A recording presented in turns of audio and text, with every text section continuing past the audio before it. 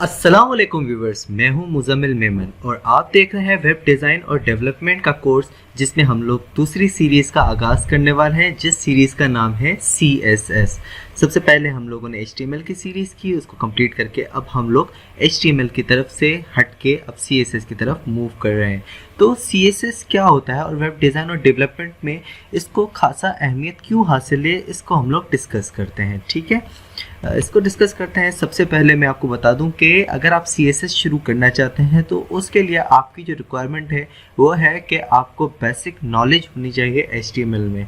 HTML के बारे में जो जो बेसिक नॉलेज होनी चाहिए, क्या जो जो चीज़ें रिक्वायर हैं, जो आपको CSS की तरफ मूव करने से पहले आनी चाहिए, उस सारी पे मैंने अपने YouTube चैनल पे एक सीरीज़ बनाई थी, जिस सीरीज़ का नाम लिखा है मैंने HTML for beginners. Teach me web YouTube channel पे जाएं और उस सीरीज़ को ढूंढें और फिर उसको देखें।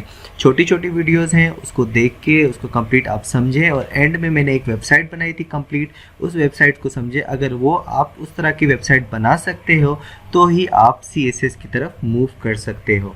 चलिए आगे बढ़ते हैं। मैं बताता हूँ कि CSS आखिर है क्या।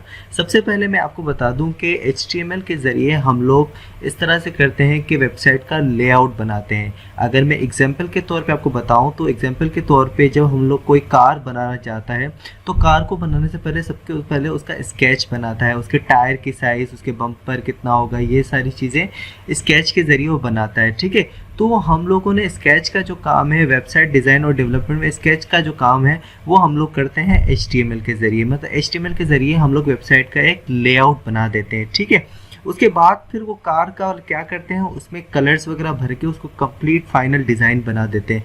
तो वो जो कलरिंग और कंप्लीट एक फाइनल डिज़ाइन होता है, उसके लिए हमें CSS की ज़रूरत पड़ती है। CSS के ज़रिए हम लोग उसमें स्टाइल वगैरह डाल सकते हैं अपनी वेबसाइट के अंदर। ठीक है, अब जानते हैं छोटी सी डेफिनेशन कि आखिर CSS है क्या। CSS की एब्रीविएशन जो मतलब फुल फॉर्म है वो है कैस्केडिंग स्टाइल शीट।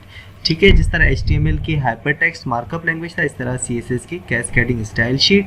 CSS क्या है? CSS and HTML work hand in hand, दोनों एक साथ काम करते हैं। HTML और CSS मतलब HTML को CSS की ज़रूरत है और CSS को HTML की ज़रूरत है। दोनों एक दूसरे के साथ मिलजुल के काम करते हैं, कोई भी चीज़ सेपरेटली काम नहीं करती। ठीक है, और उसके बाद फिर HTML क्या करता है? HTML defines website layout. वही बात जो मैंने आपको बताई थी कि HTML हमारे पास वेबसाइट का लेआउट डिसाइड करता है। ठीक है, कि उसमें कितने पैराग्राफ्स होंगे, कितनी हेडिंग्स होंगी, कितनी इमेजेस होंगी, क्या किस किस तरह से होंगी इमेजेस, तो वो सारी चीज़ें हमारे HTML करता है। तो फिर CSS का काम क्या है? CSS क्या करता है? CSS defines how HTML elements are display. ठीक है, जो HTML के एलिमेंट्स हम लोगों ने डाल दिए, इमेज डाल दिया, पैराग्राफ डाल दिया, टेबल हमने फॉर्म बना दिए, अब उन सारी चीज़ों को डिस्प्ले किस तरह से करना है, क्या क्या स्टाइल उनके अंदर होगा, उनका कलर क्या होगा, उनका बैकग्राउंड किस तरह होगा, वो सारी चीज़ें डिसाइड करता है हमारा CSS। ठीक है, आगे चलते हैं। CSS हमें क्यों ज़रूरी है, CSS को इतनी ज़्यादा मकबूलियत किस लिए है?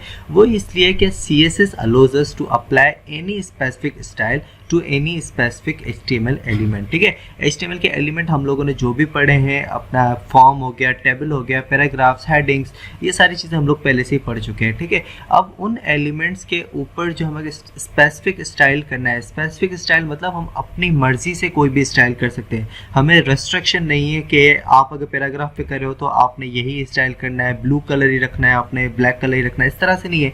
हम कोई भी स्पेसिफिक स्टाइल कर सकते हैं और वो किसी भी स्पेसिफिक HTML एलिमेंट पे अप्लाई कर सकते हैं अगर हम लोगों को CSS आती है तो।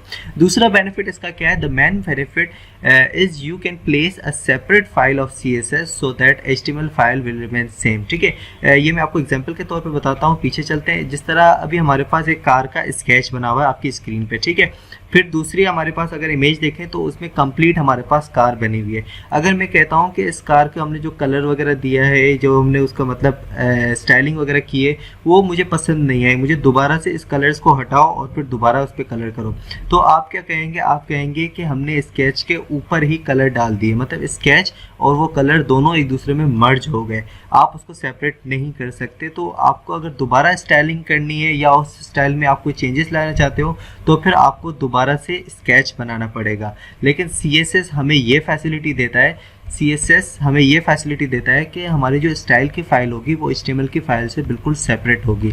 मतलब HTML की फ़ाइल पे कोई भी इफ़ेक्ट नहीं होगा जब आप CSS की फ़ाइल को बनाओगे, सिर्फ उसके जो स्टाइल्स वगैरह होंगे वो वहाँ पे रहेंगे। फिर आप उस CSS की फ़ाइल को कभी भी चेंज भी कर सकते हो और उसके अंदर आप मैनिपुलेशन भी कर सकते हो। इस हर सारी चीज़ों की इजाज़त हमें CSS देता है। ठीक है, मैं एग्जांपल के तौर पर आपको दिखा देता हूँ कुछ वेबसाइट जो मैंने, सबसे पहले मैं आपको वो वेबसाइट दिखाता हूँ जो हमने लास्ट लेक्चर में बनाई थी। ठीक है, अपना HTML की सीरीज़ में लास्ट में हमने ये वेबसाइट बनाई थी जिसमें हम लोगों ने कंप्लीट वेबसाइट बनाई थी सिर्फ HTML यूज़ करके। ये वेबसाइट आपके सामने है, ब्लैक एंड वाइट कलर की है, मतलब इतना ज़्यादा इसमें स्टाइल वगैरह है नहीं। ठीक है, यहाँ पे और फिर यहाँ पे जब हम लोगों ने सिम पे क्लिक किया था तो हम लोग सिम के पेज पे मूव करके आते। बहरहाल ये हमारी कंप्लीट वेबसाइट थी अपने HTML के ऊपर। अब मैं आपको वो वेबसाइट दिखाता हूँ जो मैंने पहले से ही बना के रखी हुई है, जिसमें मैंने सिर्फ HTML और CSS यूज़ किया है। अब आप खुद फ़र्क देखिएगा कि उस वेबसाइट में और सिर्फ HTML वाली वेबसाइट में कितना फ़र्क है। ये वेबसाइट है आपके बिल्कुल सामने है। अब इस वेबसाइट का आप लेआउट देखें, इसके ऊपर स्टाइलिंग देखें, ये सारी वही HTML और CSS करके ही मैंने कंप्लीट वेबसाइट बनाई थी। ये आपके सामने है। अब आप भी इसी की तरह वेबसाइट बना सकते हैं। आप सिर्फ इस कोर्स को कंटिन्यू रखें, मेरे चैनल को सब्सक्राइब करें ताकि लेटेस्ट वीडियोस आपको बर वक्त आती रहें। अगली वीडियो से हम लोग इंशाल्लाह प्रैक्टिकल वर्क शुरू करेंगे। तब तक के लिए अल्लाह हाफिज़।